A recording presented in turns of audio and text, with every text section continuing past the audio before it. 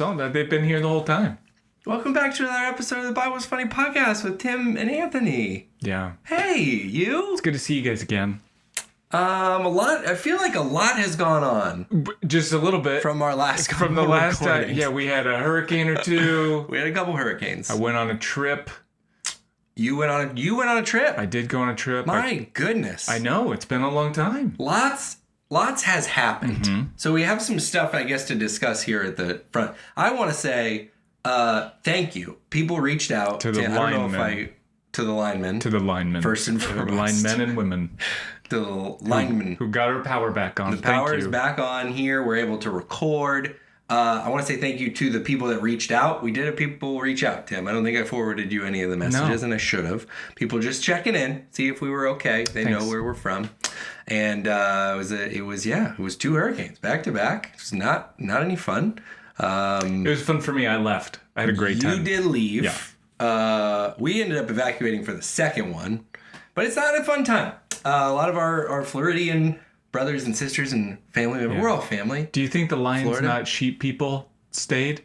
Or do you think some of them, like... Oh, for sure. They had to stay. You have to, if you're a lion, gosh. You have to... What a great question. You have to stay here.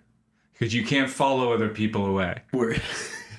That would be sheepish. Or what if you just have to go the least traveled direction? Maybe that's in their bylaws. They're going... I think the lions go into the water toward the hurricane. You can leave your home, but you gotta go into the storm. Yeah.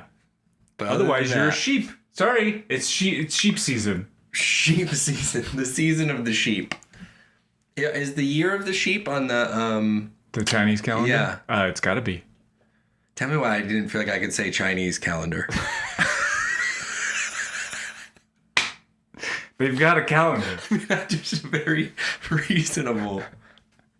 Is it called Italian food? Is that what we call it? You can say Italian too. My gosh. Yes, great question. If we have any Lions Not Sheep listeners, I'd love to hear if there's a no, we don't have any policy because across the board. They would have to follow the podcast. And you cannot follow something. And we're pretty sheep oriented. Yes, it's in the bylaws of Lions Not Sheep. Do we have a beef with the Lions Not Sheep? No, people? It's just something I've noticed. But like I'm saying, do we? By our nature. No, because the lion lays down with the lamb in the Bible somewhere. I don't know. So they're buddies. Yes. Yeah. That checks. Yeah, eventually we're buddies. That checks. We're all good. Lions Not Sheep people, you are welcome here. Yes. And honestly, follow the podcast. If you're like in the right zone, you do need to evacuate. I don't care what anyone says. That's safety. We started on a very serious topic and we ended up there. Thank you to people who reached out. Our families did okay. A lot of people around here was all over the map with what that all looked like. But missing an arm, but besides that. Thank you to everybody who reached out. Tim, we got another thing to talk about here at the jump, which I'm excited about. Yeah? I think they're over by you. Are they over by you? Yeah. So we had a friend of the podcast here, our friend over at Appealing Sticker Co. I'm going to put her company in the show description. Here, you can made these great Bible's Funny stickers, and they're based on Bible stories. This one is where David's men got half their beard shaved. So this is a great sticker. Yeah. We got this. Let them see it on Instagram. They can't. It's on Instagram. See it here. But these are sick. And there's people listening. They don't want to hear you describe a sticker. Appealing Sticker Co. But they're good. This Nebuchadnezzar one. They're soft. They feel like a. They're vinyl. Velvet. They're vinyl, so you can put them on your laptops and your water bottles and stuff. Like a lanolin. A sheep's wool. So you can get these on the Bible is Funny Etsy shop. You can order the sticker pack and make something a lot more biblical than it is now. Etsy shop? We have an Etsy shop. Jeez. There's so much going on here. I just keep you in the closet behind the cameras so you don't know what's going on. I just let you out to record. It's safer in there. Appealing Sticker Co. Shouts out. Thanks for being a part of the podcast fam and for making such cool stickers. But Tim, the month we are in, if you're like me, you feel like you've been in a blender and you don't know what day it is. We're in October. El mes de octubre, as they say in that. There was a Spanish song that when I was learning Spanish in like first grade. You were learning Spanish in first grade? Yeah, in school. Good for you. I was not taking Spanish in first grade. I was taking like colors. But Right? you're so good at those. I still got them. And I've forgotten all my Spanish. Still got them. Azul. Nailed it. Yeah, we're in October. It's the scariest month of all. It's spooky season. And so we started this earlier in the month where our 2 Christian movies we're reviewing in October are horror movies. That's right. Should have said earlier, this is the segment we all have come to know and love called Christian Movies Are Funny. And so in October, we're doing spooky movies. And people all the time are like, I don't think there's any Christian horror movies. Just you wait. There's plenty. There's actually more out there than you think. They're really, truly, the deeper we get into this abyss of Christian movies, sometimes it's frightening what we're finding. Sometimes it's exciting. Is it? It's like what part's exciting? Nicole Kidman's movie intro at Regal Cinemas or whatever. It's all of the things. So today we're doing another spooky movie, Timmy. This movie is 2015's The Reconciler.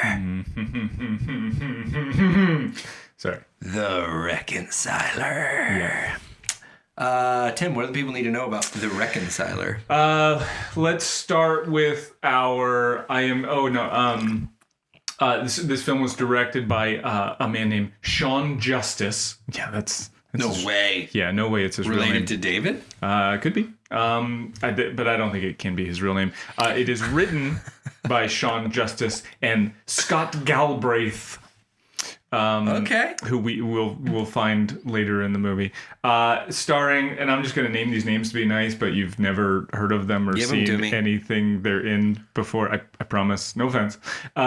Jordan Steele as James. He's one of the twins. And Jeremy Steele as Alex. The other twin. Scott Galbraith, previously mentioned as Angel Ed. I'm calling him, but Ed. Ed is that character. Can I pause you there really quick? Yeah. In another world where you had twins, would you make the names like they did J's for both the names? Yeah. Like, would you name, these are identical twins too, spoiler alert. Would you do something where the names look like they go together or they rhyme or something like that? No. You'd make them completely different. Absolutely. I'm so torn on that because I feel like your twins, they should kind of go together. I mean, have names coincide. Yeah, that's fine. Right. I don't know. I was gonna say Siskel and Ebert. Don't name them that because that's already been taken. Right. But like maybe something that goes together, lion and sheep or something. That's what I'm saying. But like not a letter that goes together. Like Peter and Paul, Sally and Sarah. Like that's just you're asking to get your tongue tripped up. I know. For the rest of your life. But then I'm also like, there's something like you have these 2 identical looking people, and for them to be like Bartholomew and Steve. Well, yeah. I'm like, I don't know. Yeah, I mean that's a mouthful. That's what I'm saying. Like have them go together, but like using the same word pattern. Like you're just asking. It's like I bought shoes where the laces don't tie, and then also they're super long. And so, but I really like how they look. They look right. I'm just going to trip for the rest of my life as I'm wearing them. Is this a true story? No, of course not, because I'm not that dumb. So I wouldn't set myself up with my kids' names to be like Silly and Slippy, whoever you are. Silly and Slippy? Whatever it is. Like I already do that with my own kids. Like right. I mess up their names. You're just asking for it even more. Right. When you name them basically same thing. And they're the same age, and they're looking the same for a long time. Yes. They're identical twins. And I have family. Listen, if you think I'm calling you out, I have family that does the same thing, and they do like the J names all together. Like, I'm not, all the B's, everybody's got a B name. Like, that's fine for you, but I'm not going to set myself up for the rest of my life to fumble over my kids' names. Right. And I wonder for the twin, if you were a Tim and your twin's name was Jim, and you're like, we're Tim and Jim, it would just kind of feel like maybe when the other person wasn't there, there was an incompleteness, right? I'm Jim. I'm just Jim. Anyway, sorry, back to Ed. No, I think we didn't spend enough time talking about twins' names. All right, Scott Galbraith as Ed. Sherry Morris played Lori Aaron T. Allen, that's Aaron with an E, he's a dude. He's a big dude. He plays Xander Steele. It says Xander Steele, but then also Jeff. It had to be Jeff, yeah. Right, but like in IMDb, Xander Steele. Xander Steele. I know. He looks like a Xander Steele. Frank Cherserian as Bill. Dan Davis as Eric. Roddy Piper as Russ. Rowdy. Lindsay Lucas as Stacy. Wait, you're just blowing by that. You know Roddy Piper? No. He was a professional wrestler that wore the kilt. Oh. Roddy Piper. Okay. He was one of my favorites. I was pumped to see him pop up in this. Now that sounds familiar. And also couldn't ever care less about wrestling.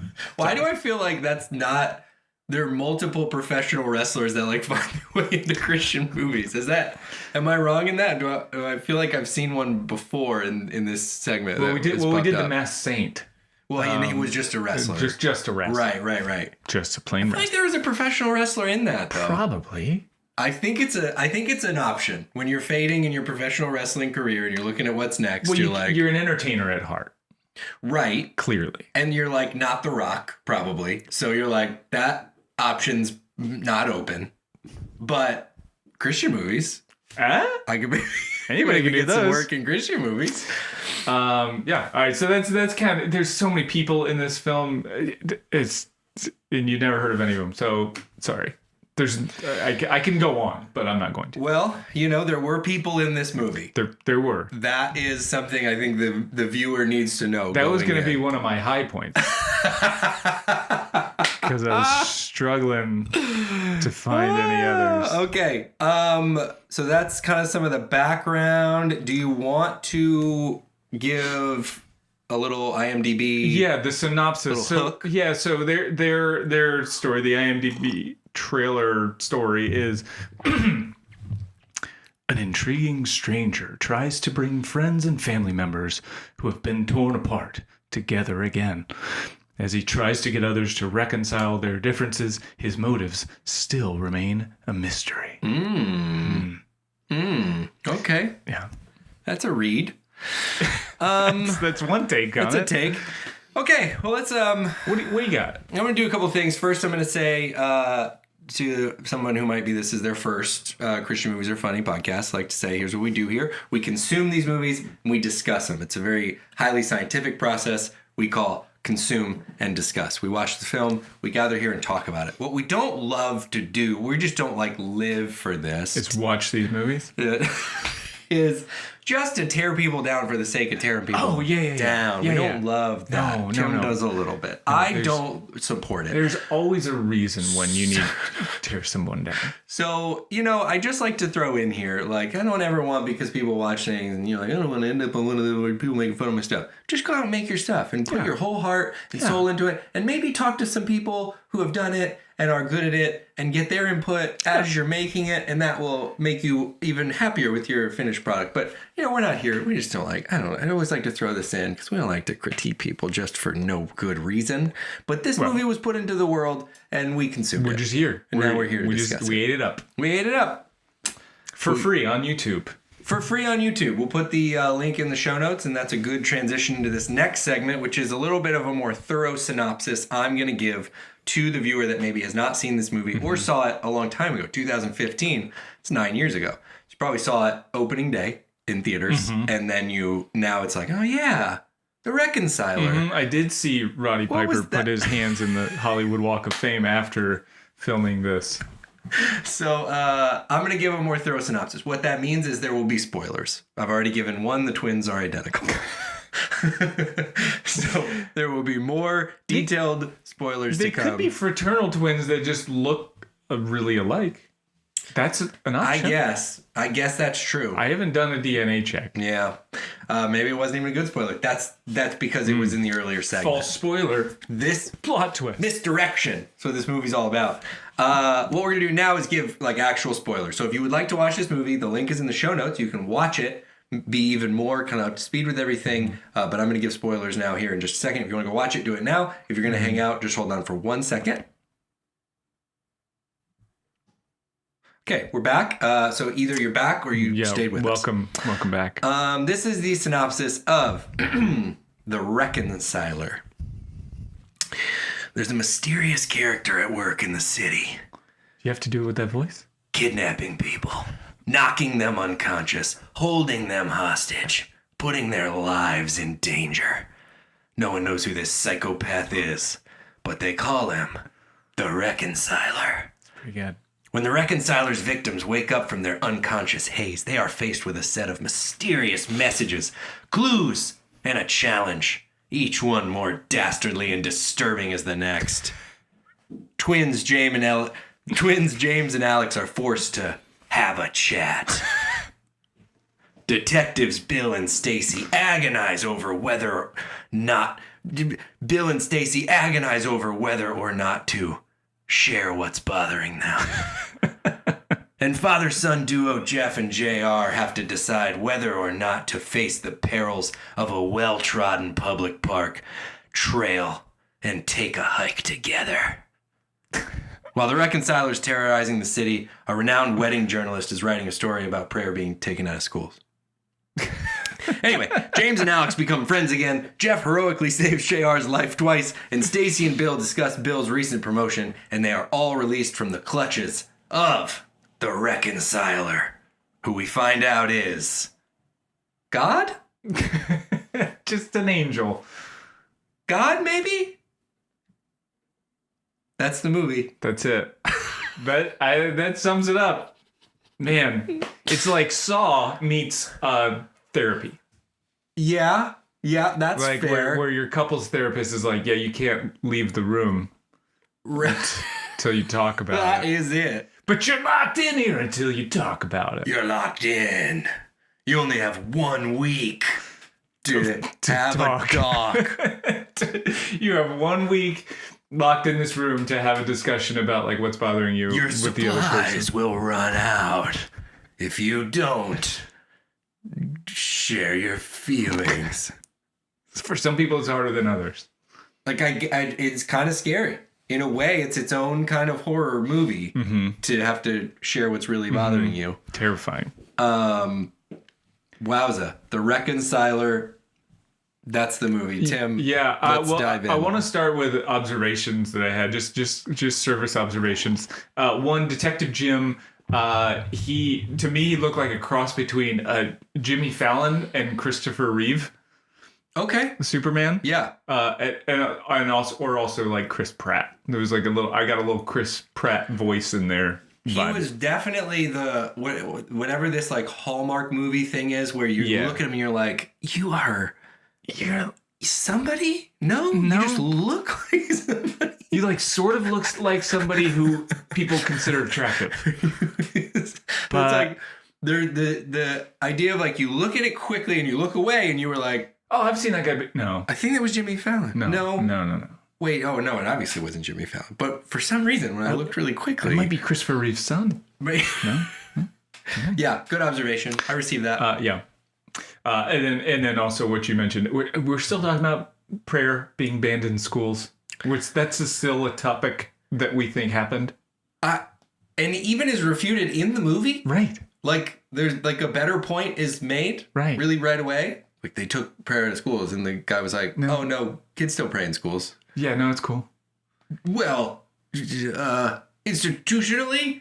Yeah. Oh, okay. Yeah. I guess like the principles. Not I lived every through time. that era of prayer being banned. That didn't happen. It came out. Literally never happened. Right. I think what they're kind of talking about is maybe there were like. No, I get it. But I know what the fear that is spewed out there is like, well, if you don't, then we're going to all become communists and prayers can be taken away. And then you have to get the mark of the beast on your forehead. I do distinctly remember a moment where this had all been, because I went to a public high school. You went to a public high school. I know this. I was kind of like, it was like, you got to bring your Bible to school. What a thing that will be. Be very careful. You might get sent home. And you like walked around with it all day. It was like nobody cared. Nobody cares. And now I have so many books because I had my other books, and now I've also got the Bible that I'm toting around to science. And so I just put it in my locker and was like, I don't think this is doing what we envisioned it to do. No. Like dropping it loudly. Sorry, I dropped my Bible during class. If that bothers you. No, but you're yelling right now, and that's disruptive.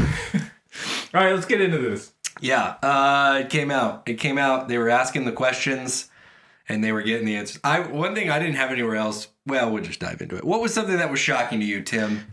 Shocking to me was that they literally cast the most boring, uninteresting person to play what should be the most interesting role, and unfortunately, that was Ed. Ed. Ed. We all know it's Ed. Mm-hmm. Just so drab and boring, and this guy, that was the shocking part. Like this big reveal of this cool, what could be a really cool character, was just the most boring.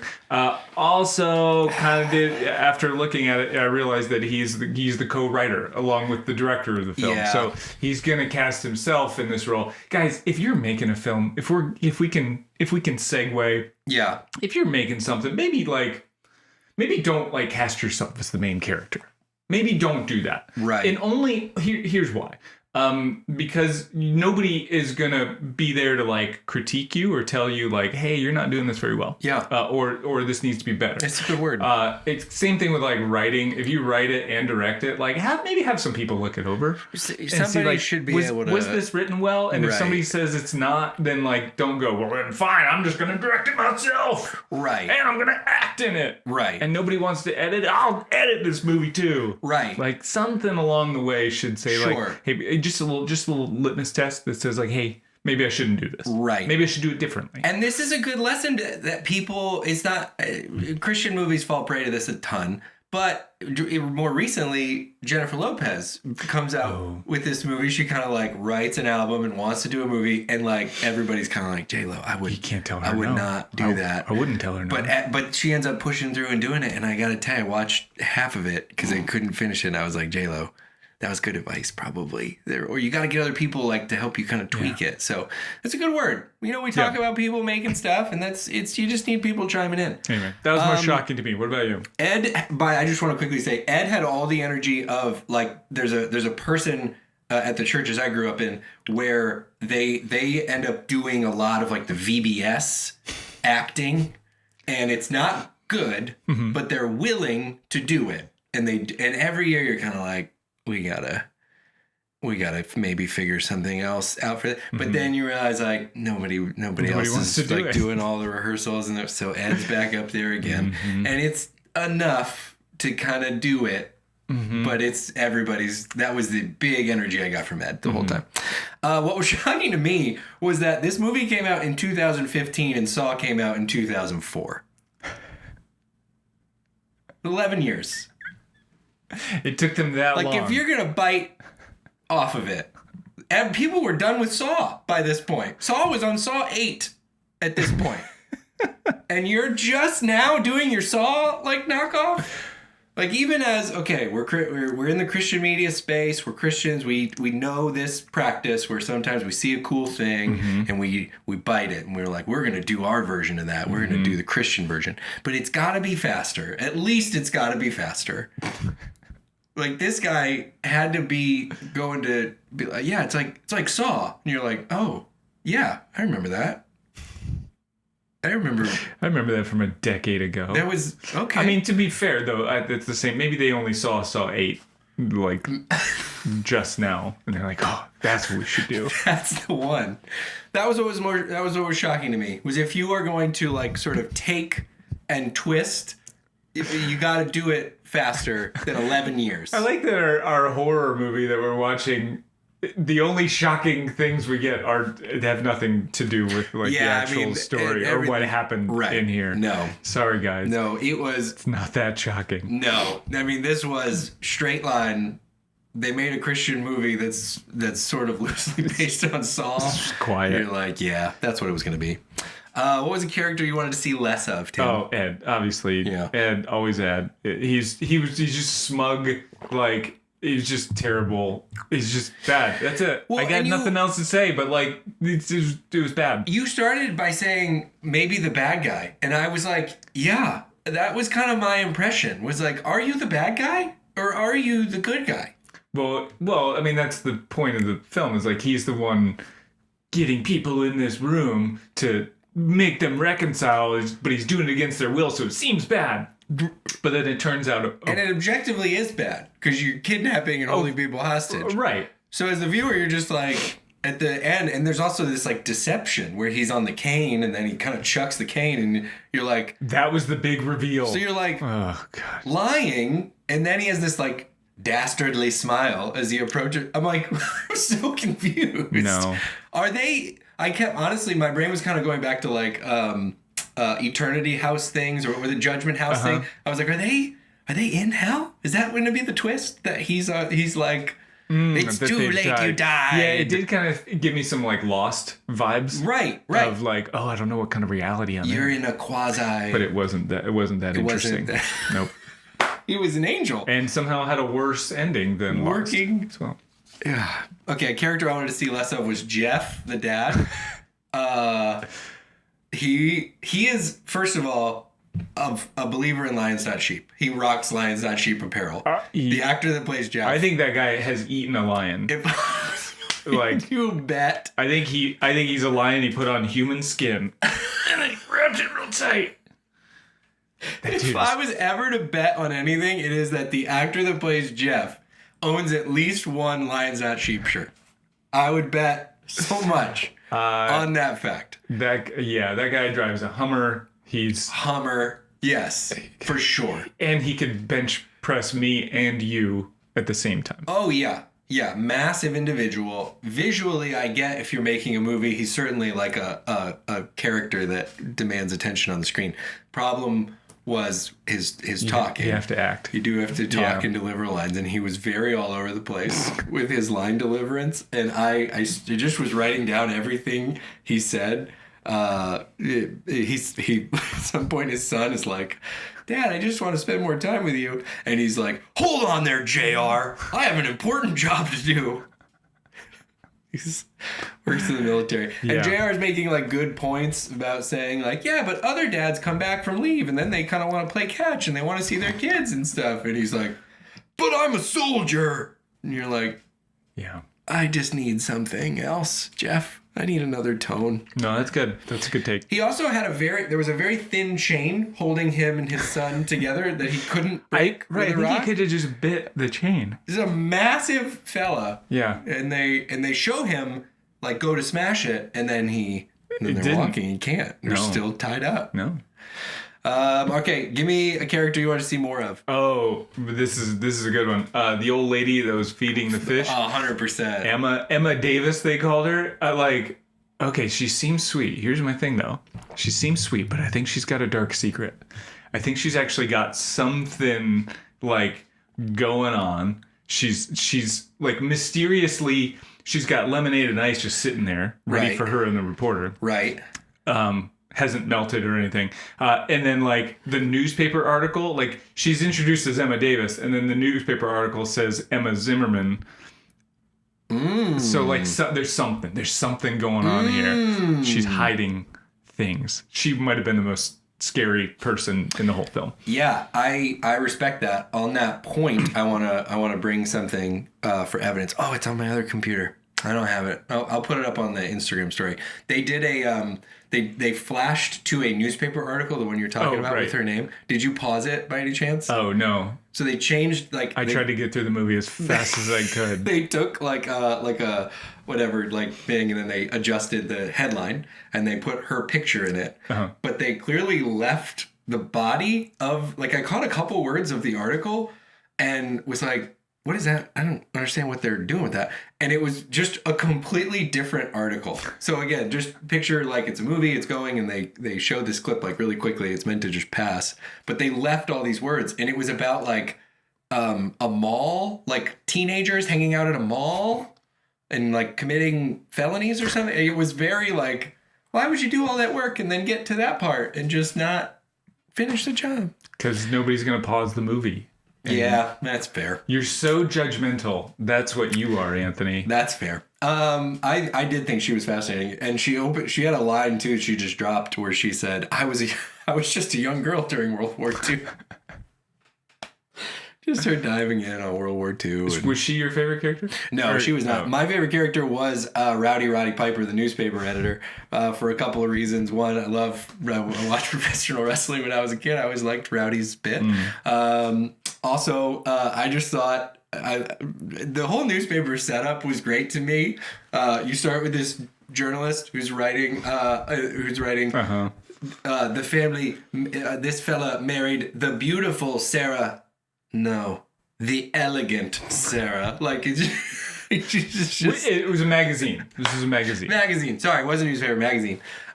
So just the whole setup was very funny to me right off the bat. And then Rowdy was like, I think what I loved was he was so into this. He was not phoning this in. He was like very present in the scenes he was in, and he's just kind of like thoughtfully looking out of his window. He's the editor of the paper, and he's like, I got a story for you. That's the premise by which he starts their conversation.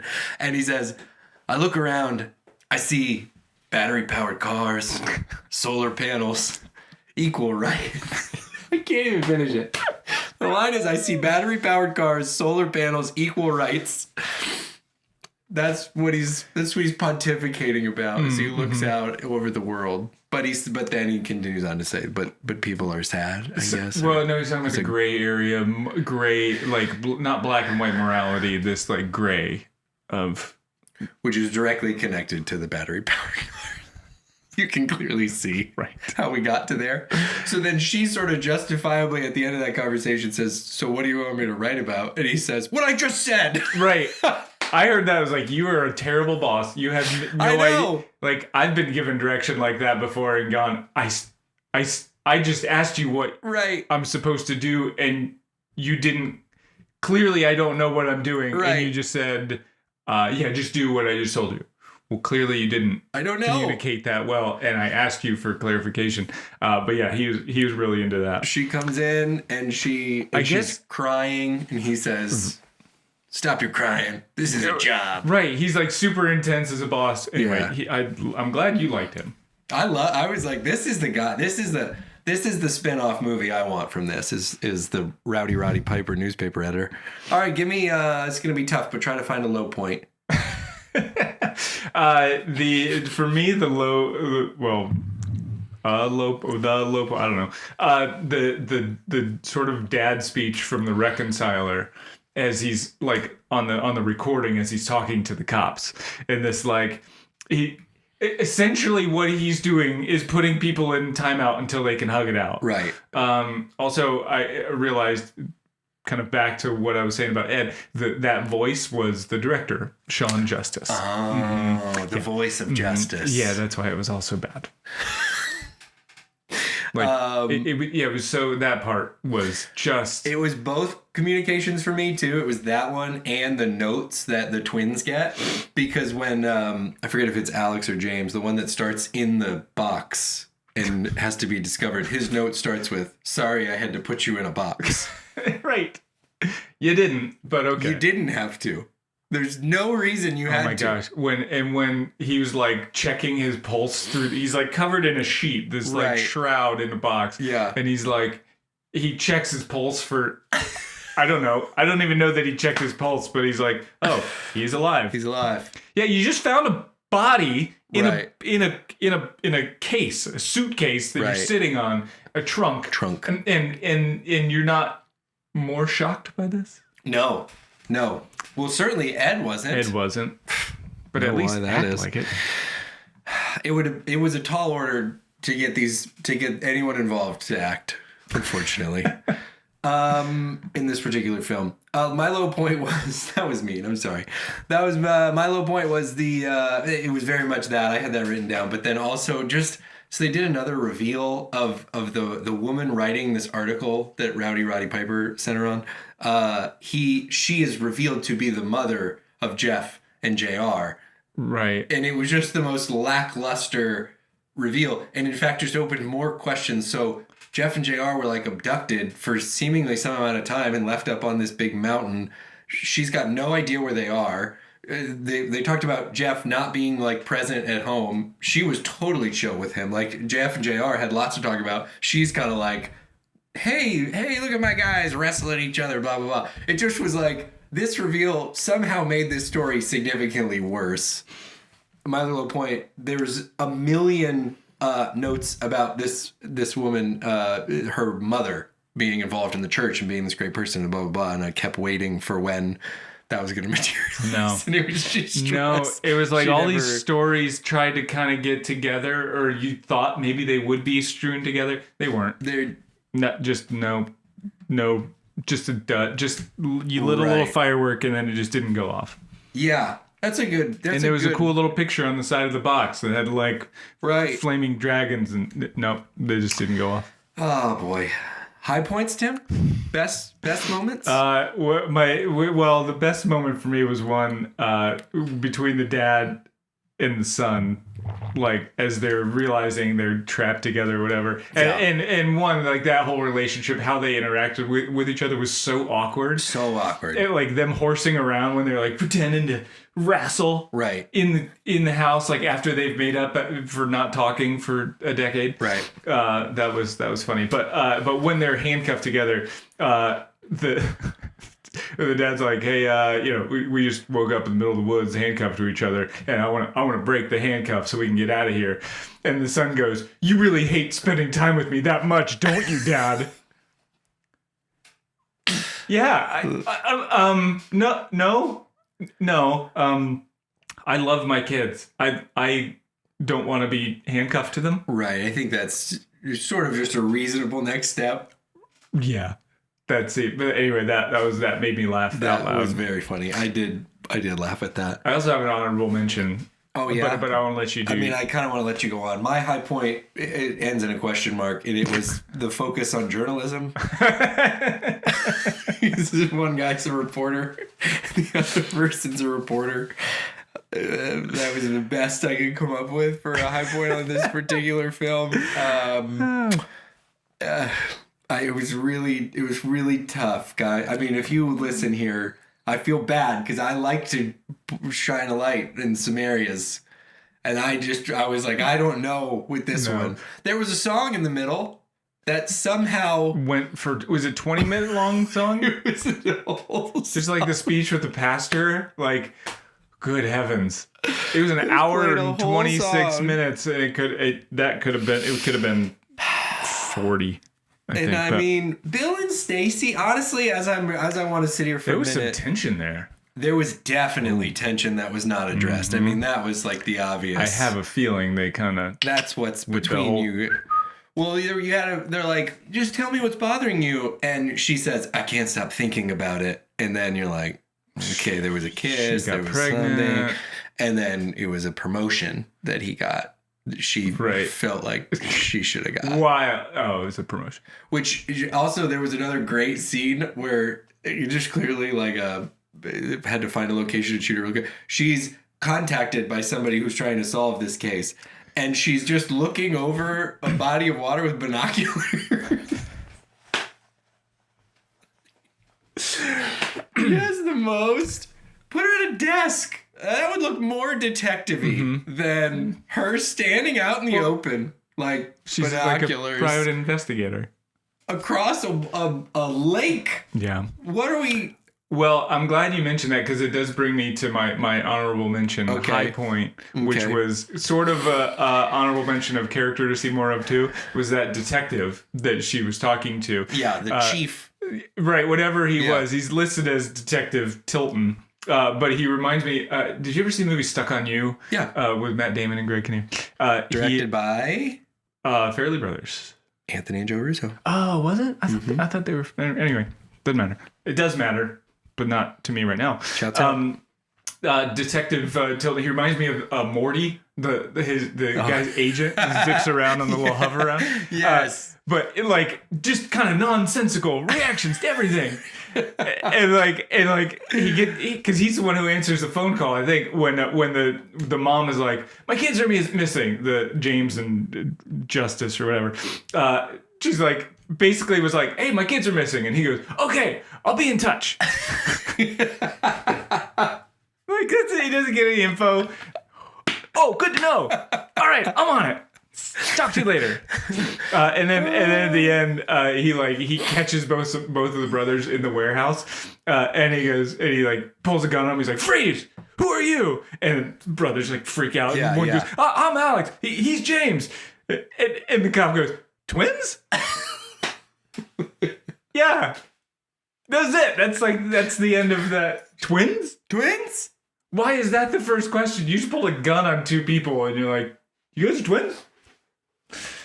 Anyway. I'm looking at you now. Anyway, that part made me laugh. So if you make me laugh, even if you weren't intending it, that gets to be a high point. I like the more we're discussing him, I like him as a character I want to see more of. Yeah, he was. Yeah, I mean, I wouldn't in real life give a senile old man like that a gun. Well, but unless there's no unless he was trying to save the twins. Right, he about shot the twins. Who else was gonna do it? He had a hunch about that warehouse. He could have just been a security guard. That's the profession he needed to be in. This movie was... there was also the other funny one. They're talking about giving the backstory on like who the reconciler could be, and they're like, "Do you know William Sanford?" And the kids are like, "He's the richest man in the state." Yeah. Who's the richest man in the state? Who like knows that? Where's the Florida? Right. That's not a thing that people keep track of. He's the richest man in the state. Gotta be Walt Disney for us. It's not a thing that we track, Anthony. That's my point. It's a point well made. And that little mythology was funny. I thought that line was funny because he says, "The richest man in the state," or he was.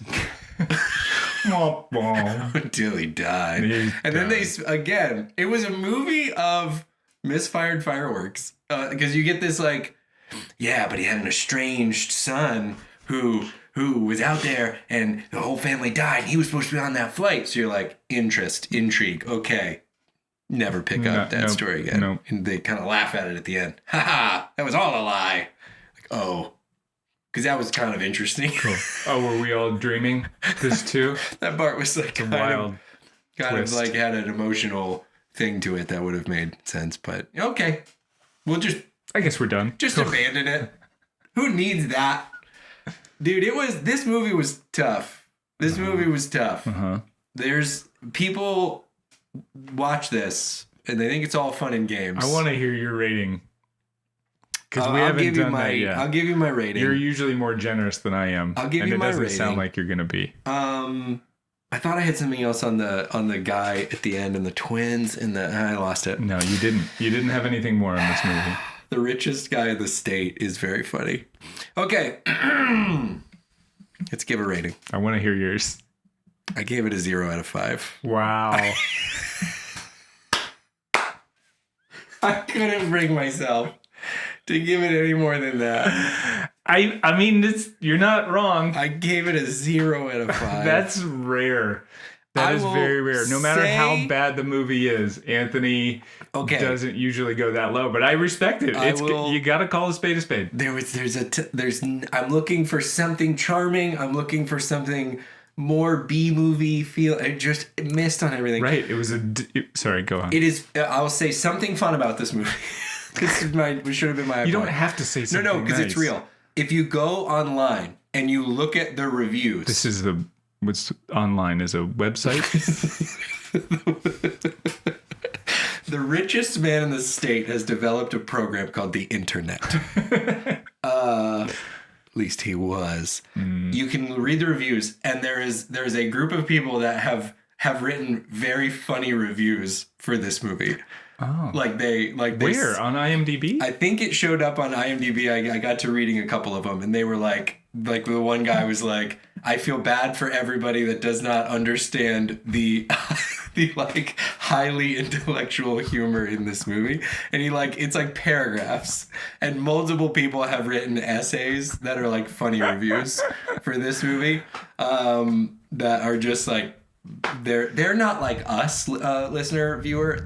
We're telling you what it really is. They're sort of presenting it as something it's not, and it is very funny. All right, the review that maybe it was somewhere else. Stupid garbage. Right, it's 2 stars. Yeah, but if you read the reviews, like see like the highest like rated reviews, like the most liked or whatever, there's some people did some funny stuff in there. So that's funny. That's worth doing. The reviews are funny. As a commitment to our viewers and listeners, I cannot give this more than a 0. It is not a good experience. Yeah, I mean, I was like, can I give it a half? That's a half of a thing. Like, I didn't want to be rude, but it can't do more than that. Like, it's just, I can get behind a bad premise, like you said, a bad concept, right? That's or a good concept that's poorly executed, like whatever. But one that's also super dull, I can't. No, I'm good. Super. It's so layered, man. Like true. Like I hope you feel. I hope everyone feels the tension I have, because ultimately the other reason I cannot give you a score, because in the summary I pointed out, like you're saying that either God or this angel did these not good things to these people, and I can't co-sign this as a premise at all. I just can't. It was a wild ride, start to finish. A wild ride of where the ride didn't actually leave the station. A wild ride. And the fireworks did not go off. And even the lighter to light the fireworks wasn't working right. It's like you lit the firework and then it kind of fizzled. So you were like, well, maybe we needed to, what if we light it from this way and we kind of set it up so the wind doesn't block it? And you did that for 120 or an hour and 26 minutes. And then the firework never went off. Mm-hmm. And then you had to say, what do you rate that firework? Well, this whole box of fireworks I just pulled out of the attic. Oh, the one that flooded. The whole house was underwater because of the hurricane. Too soon. Too soon. This was sent in by a viewer who has been banned blocked now from all social media. Guys. This was so tough. Guys. This was so tough, Tim. I just couldn't do it. I just couldn't do the Reconciler. This is the one that broke me. I have a lot of thinking to do about this segment. I'm a shattered person. Going through what we went through and then having to watch this movie. It's fair. So anyway, this was a fun time together. Send us your recommendations for movies. I may be screening them a little bit more before I throw them into that'd be a good idea. I'm upset because I had one lined up and it got bumped. You did for this. I was like, Christian garbage. Saw? Come on, that's gonna be wild. That's gonna be a wild ride. It wasn't. No. And then they said that God did it to him. I'm sorry. I gotta stop. It's over. We did it. They did it. We did it. Thanks for hanging out with us. We consumed and discussed, and sometimes that leaves your belly, an upset tummy. That's where I'm at today. Thank you, listener. Thank you, viewers. We love you so much. Truly, I was joking before. The person that sent this in, you did your job. You're supposed to put us through this, and you did. So, hat tip to you. You can send us your movie suggestions on Instagram at The Bible is Funny. You can get our stickers. You can get our new sticker pack. We'll put that link in the show notes. And we'll do this again soon. Okay. Huh? Sounds good. Sounds like a plan? Love you guys. Thanks. Bye. Bye. The Bible is for